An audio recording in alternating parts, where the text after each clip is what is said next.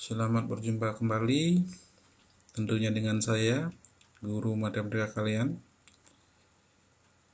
Apa kabar? Selamat berjumpa kembali pada semester genap tahun pelajaran 2020-2021. Anak-anak, setelah kita melewati akhir semester ganjil yang lalu dan masuk pada tahun 2021 ini, kita akan masuk pada semester genap. Pada semester genap, materi yang akan kita bicarakan adalah ada 2 bab, yaitu yang pertama tentang kesebangunan dan kekongruenan bangun datar. Dan yang kedua adalah bangun ruang sisi lengkung.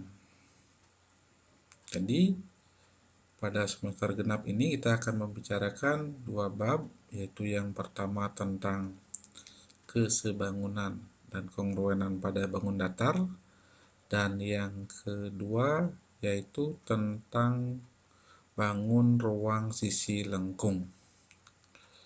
Baik anak-anak, sebelum kita melanjutkan pembelajaran pada hari ini, sebaiknya kita berdoa sesuai dengan agama dan kepercayaan kita masing-masing.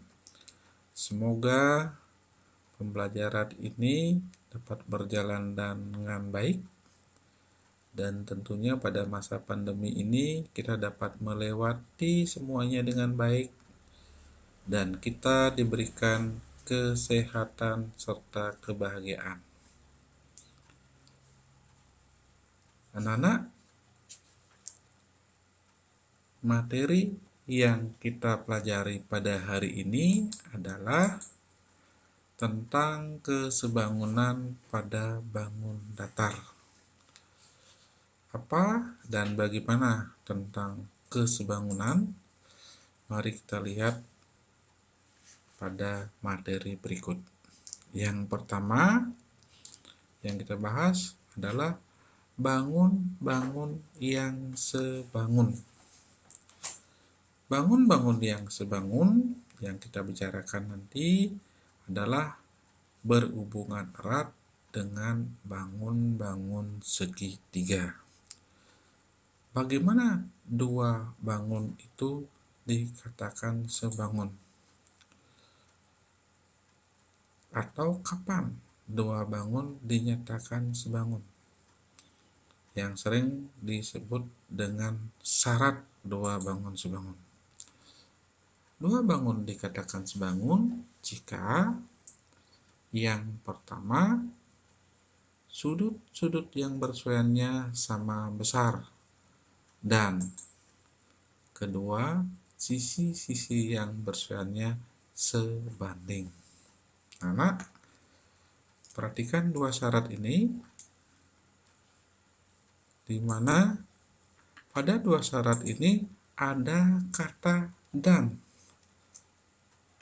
Ya, ada kata dan. Perhatikan, ada kata dan. Ya, artinya dengan kata dan maka 2 syarat ini sekaligus harus digunakan.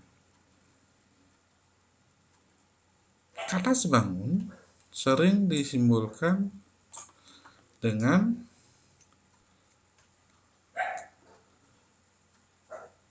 tanda seperti ini atau tanda seperti ini. Ya. Mari kita lihat contohnya.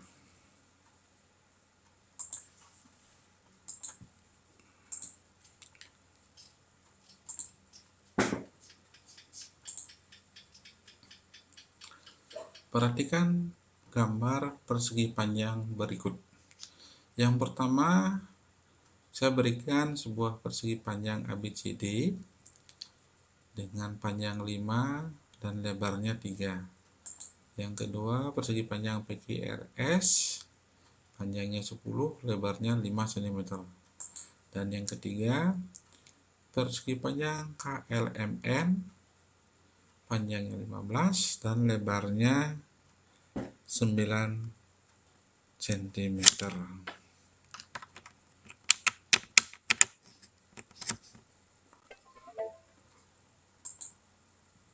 Pertanyaannya, apakah persegi panjang ABCD itu dapat kita nyatakan sebangun dengan KLMN? Jadi, apakah persegi panjang ini sebangun dengan persegi panjang KLMN? Mari kita lihat. Yang pertama, kalau kita lihat persegi panjang pastilah sudut-sudutnya sama besar, yaitu 90 derajat.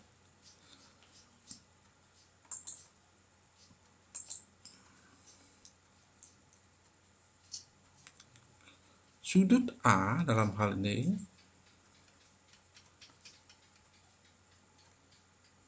ini sudut A sama dengan sudut K dalam hal ini gambarnya ya. Kemudian yang kedua,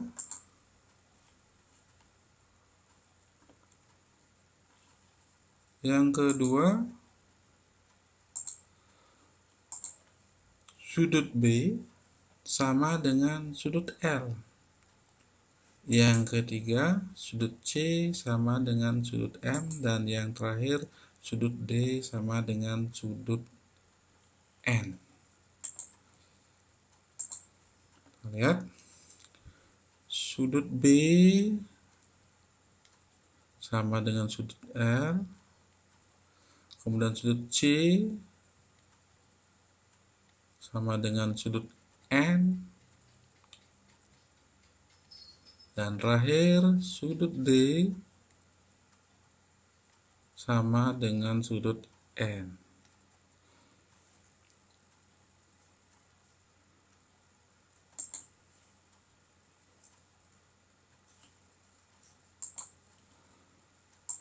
Selanjutnya, sisi AD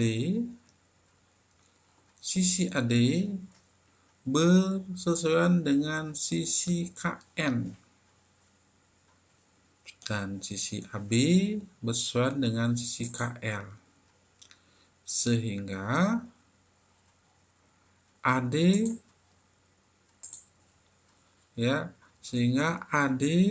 panjang AD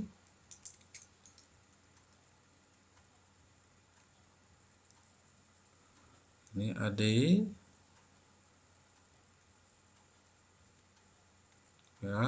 bersesuaian dengan KN,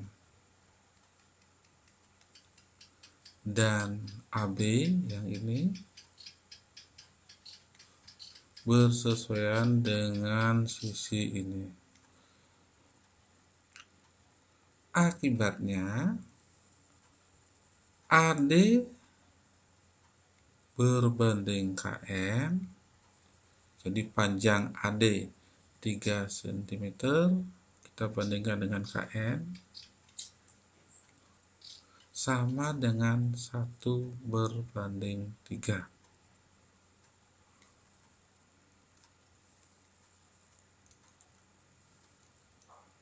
Selanjutnya,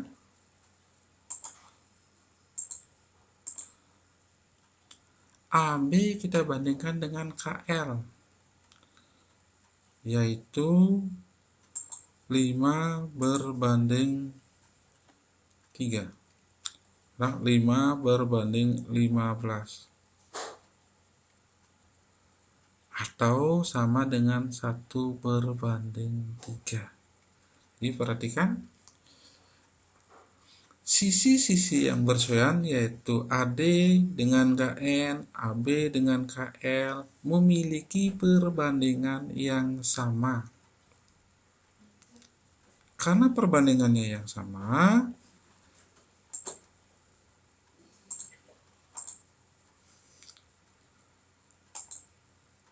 Maka dapat kita simpulkan dua persegi panjang ini sebangun. Jadi sekali lagi, persegi panjang ABCD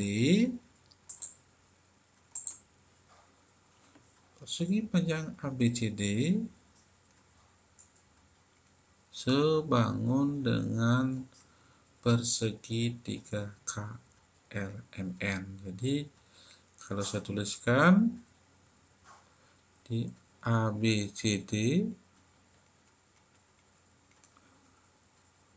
sebangun dengan KLMN ya. Jadi kalau ditulis seperti ini bentuknya. Ingat, simbol sebangun itu simbol sebangun seperti ini ya. Tadi sudah saya sampaikan. Atau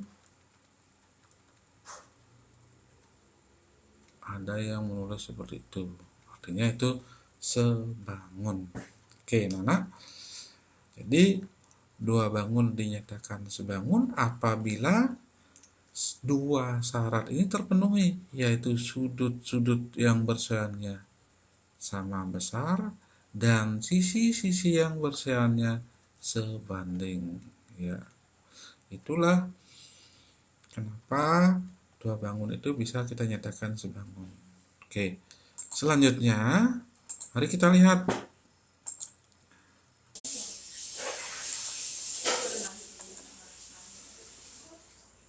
Perhatikan sekali lagi anak-anak, kita masih menggunakan gambar yang tadi, di mana ada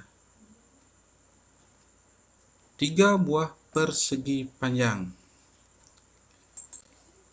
Pertanyaannya, apakah persegi panjang ABCD sebangun dengan PQRS? Jadi sekali lagi, apakah persegi panjang ABCD yang ini sebangun dengan PQRS? Kita lihat, mari kita lihat jawabannya. Anak,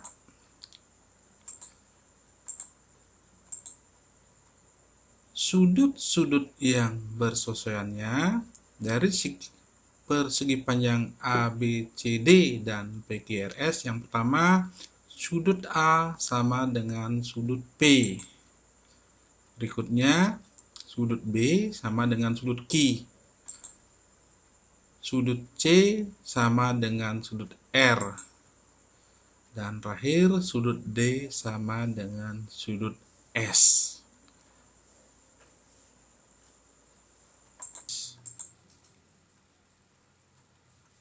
Kemudian sisi-sisi yang bersesuaiannya kita bandingkan, di mana AD bersesuaian dengan PS, AB bersesuaian dengan PQ, sehingga AD berbanding PS sama dengan 3/5. Jadi AD berbanding PS sama dengan 3/5. Dan AB berbanding PQ sama dengan 5/10. Coba kita lihat anak-anak, di mana perbedaannya. Ternyata sisi-sisinya yang bersesuaian,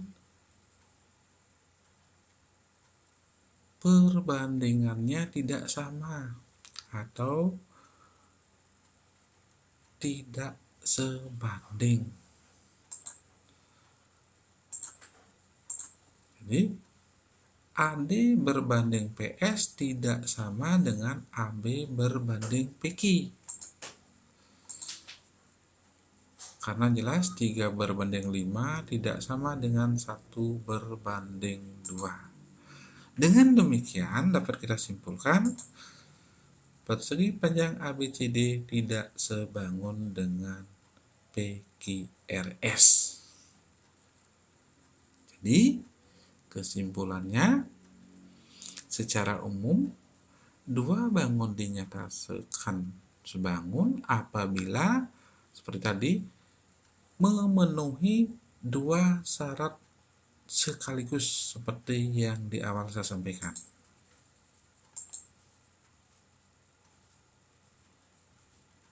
Baik, kita lanjutkan. Yang berikutnya adalah dua segitiga yang sebangun. Kalau tadi yang kita bicarakan bangun-bangun yang sebangun. Nah, sekarang dua segitiga yang sebangun. Mari kita lihat syarat dua segitiga sebangun. Yang pertama, sudut-sudut yang bersebelahan sama besar atau sisi-sisi yang bersebelahan sebanding. Jadi, apa bedanya dengan yang tadi? Nah, yang tadi dibedakan dengan kata dan. Ini yang membedakan kata atau. Jika kata atau, itu artinya kita boleh memilih salah satunya. Jadi salah satu saja yang terpenuhi dari syarat itu, maka dua segitiga itu sebangun. Jadi itu bedanya segitiga sebangun dengan bangun datar lainnya yang sebangun. Lagi, syaratnya salah satu saja sudah bisa terpenuhi. Mari kita lihat contohnya.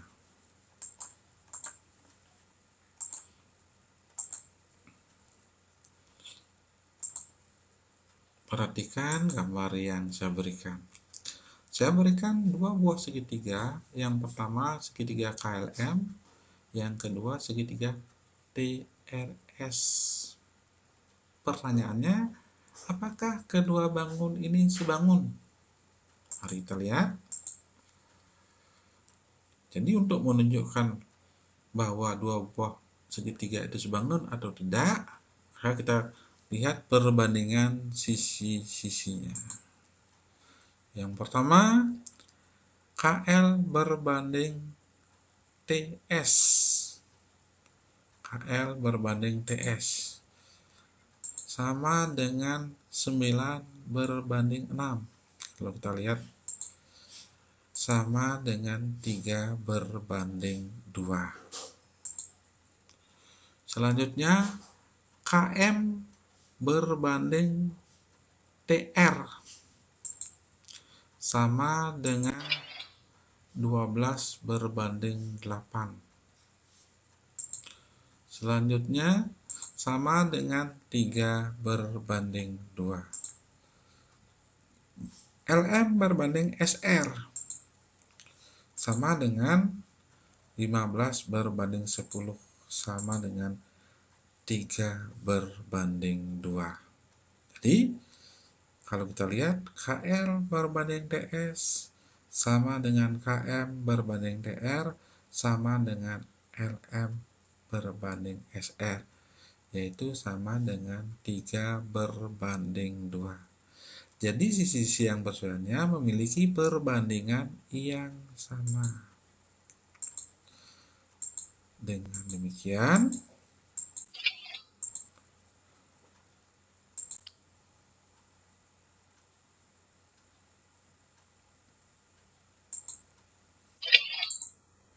segitiga KLM dapat kita nyatakan sebangun dengan segitiga DRS. Artinya apa, Nana? Tanpa melihat sudutnya,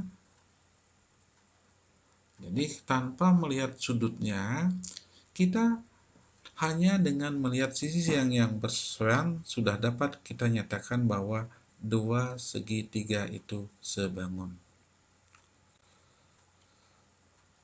Contoh yang kedua.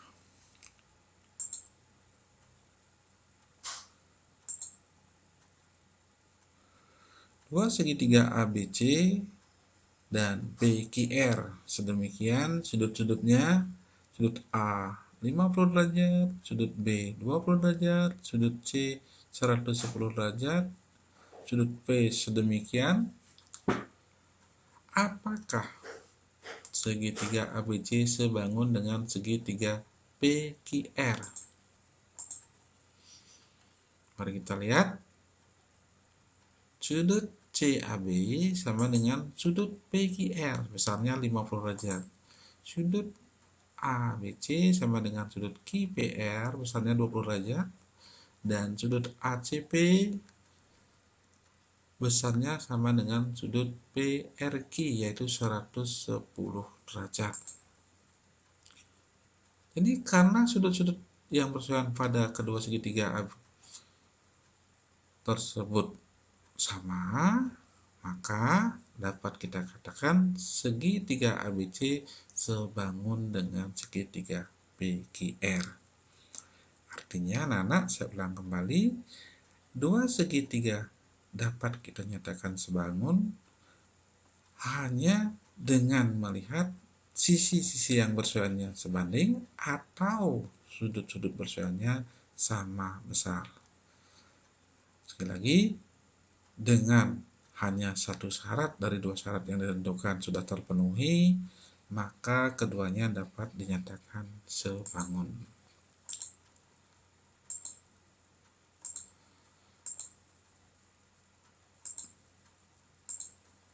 Iya. Jadi, saya ulangi, dua segitiga dikatakan sebangun cukup dengan sudut-sudut yang bersebelahan sama besar atau sisi yang bersebelahan memiliki perbandingan yang sama. Nah, demikian yang pertama, dua segitiga sebangun. Setelah ini, mari kita lihat contohnya di dalam soal.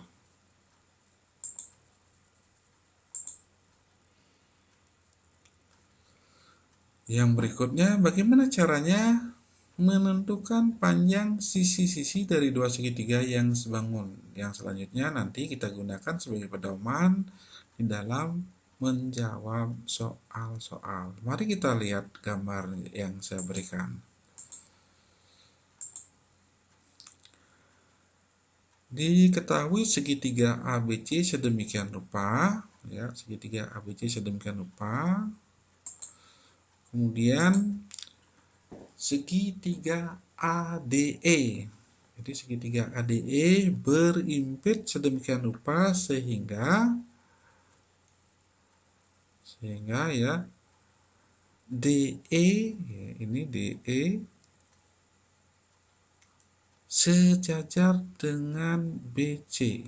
Jadi DE sejajar dengan BE. Jika DE sejajar dengan BE, maka dua segitiga yaitu segitiga ADE, ini segitiga ADE yang kecil dan segitiga ABC yang besar dapat kita buktikan kesebangunannya. Bagaimana caranya membuktikan? Coba kita lihat. Lihatlah sudut DAE. Besarnya sama dengan sudut BAC. Sudut DAE kita lihat. Yang ini sudut DAE. Nah, ini sudutnya sama dengan sudut BAC karena tempatnya jatuh yaitu berimpit.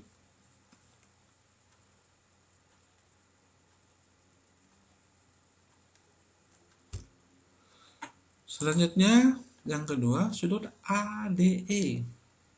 Sudut ADE sama dengan sudut ABC. Mana sudut ADE? Lihat. Sudut ADE. Yang ini sudutnya sudut ADE namanya. Dan yang ini. Dua sudut ini sama. Namanya dua sudut yang sehadap. Dan yang ketiga, mari kita lihat. Yang ketiga, sudut AED sama dengan sudut ACB, juga sehadap. Kalau kita lihat, mana sudut AED, yang ini namanya sudut AED, dan ini namanya sudut ACB. Ya, dengan melihat ketiga sudut yang bersesuaiannya ini sama, maka dapat kita buktikan bahwa dua segitiga ini sebangun. Jadi segitiga ABC sebangun dengan segitiga ADE.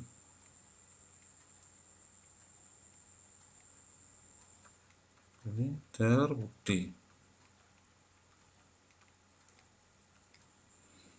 Jadi segitiga ini terbukti sebangun dengan hanya melihat sudut-sudut yang bersuanya sama besar. Karena sudah terbukti sebangun, maka akibatnya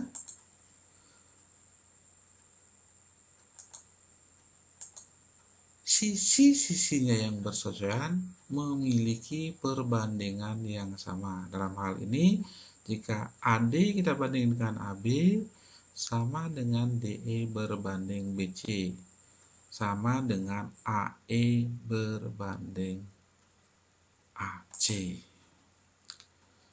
Panjang ADP, panjang BD Q, panjang AB adalah P plus Q, sehingga P berbanding P plus Q sama dengan R berbanding S sama dengan T berbanding T plus U atau ditambah U.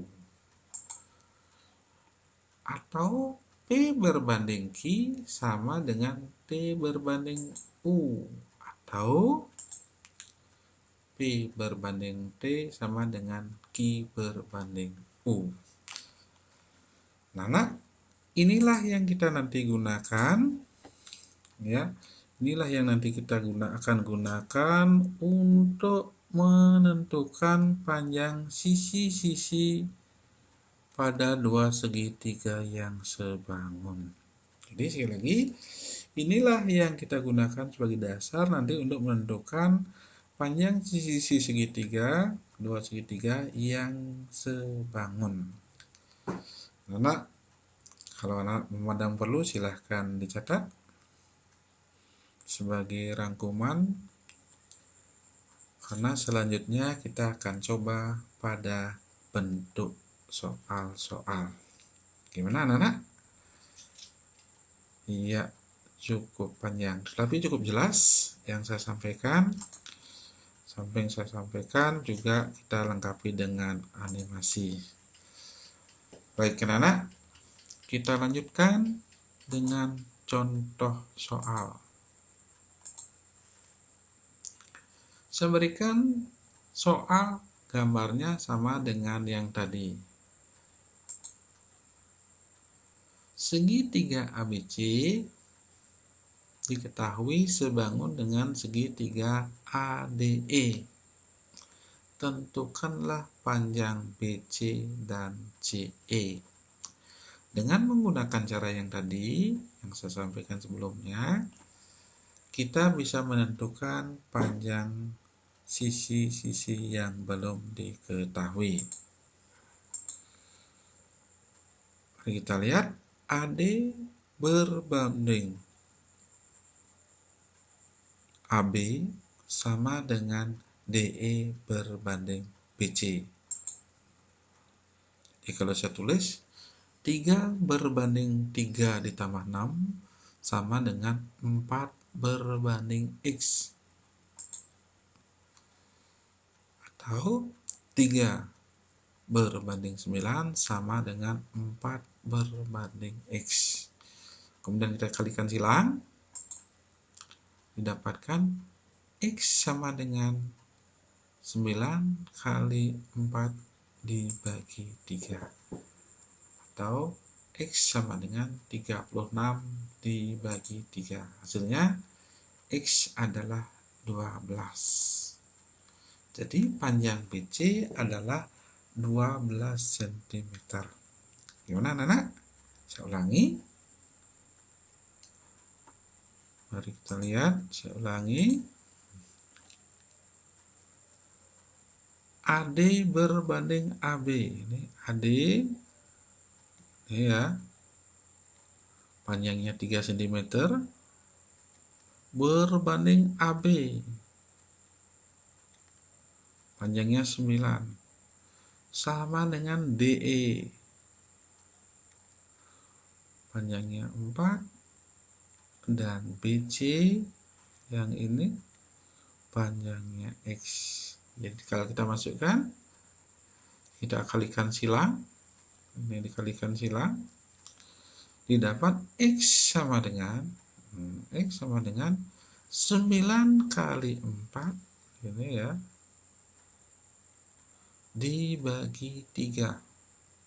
Boleh dicoret-coret 3, hasilnya X sama dengan 12.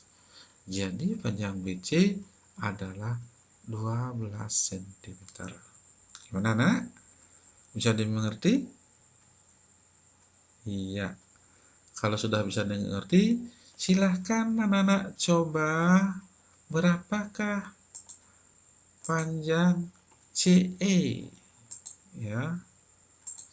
Silahkan dicari berapa panjang CE. Oke, anak-anak silahkan gunakan orek-oreknya. Lanjutkan. Iya, silahkan lanjutkan. Sambil orek-orek. Anak-anak yang sudah mengerjakan, berapakah panjang CE?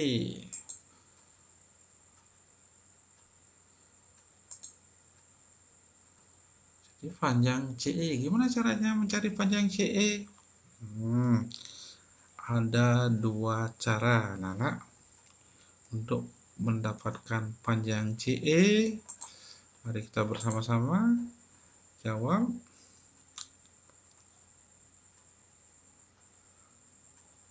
Boleh kita gunakan cara yang tadi.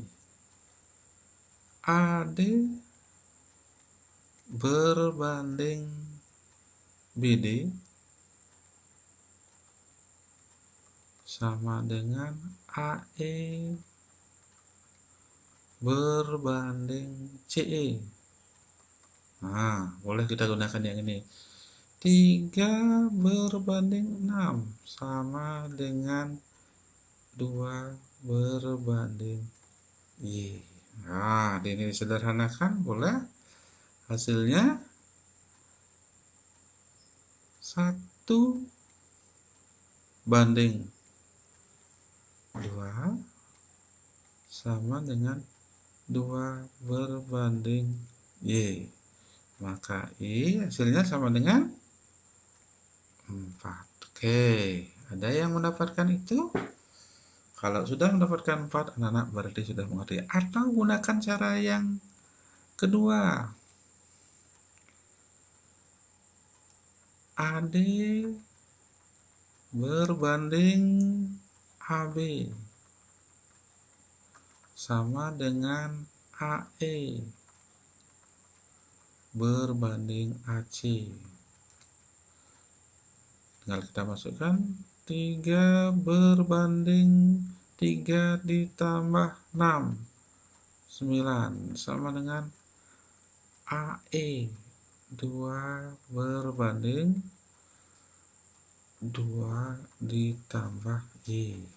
Nah, kita sederhanakan, 1 banding 3 sama dengan 2 banding 2 ditambah Y. Kalikan silang. Jadi kalikan silang. 1 kali 2 tambah Y, berarti 2 ditambah Y sama dengan 6. 3 kali 2. Jadi Y sama dengan 6 dikurangi 2 sama dengan 4.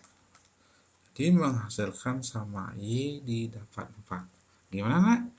Apakah hasil yang anak dapatkan sama? Oke. Tentu hasilnya harus sama.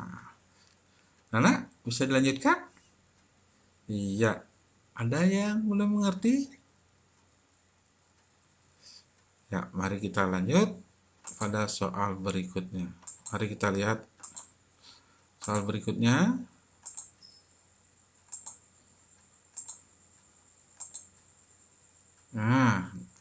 Soalnya hampir sama. Diketahui segitiga ABC sebangun dengan segitiga EF. Tentukan nilai C dan D. Oke, silahkan anak-anak kerjakan. Boleh bertanya kepada temannya, boleh bertanya dengan kakaknya, atau kerjakan sendiri sesuai dengan apa yang saya sampaikan tadi. Oke, saya berikan waktu. Nanti setelah berapa menit kita lihat hasilnya. Oke, gimana anak-anak? Silahkan bekerja dengan baik.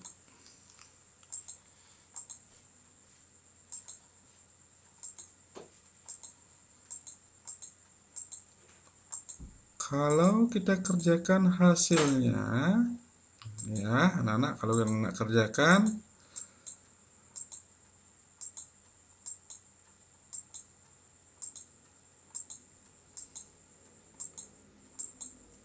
iya, inilah hasilnya. Jadi anak-anak kalau mengerjakan,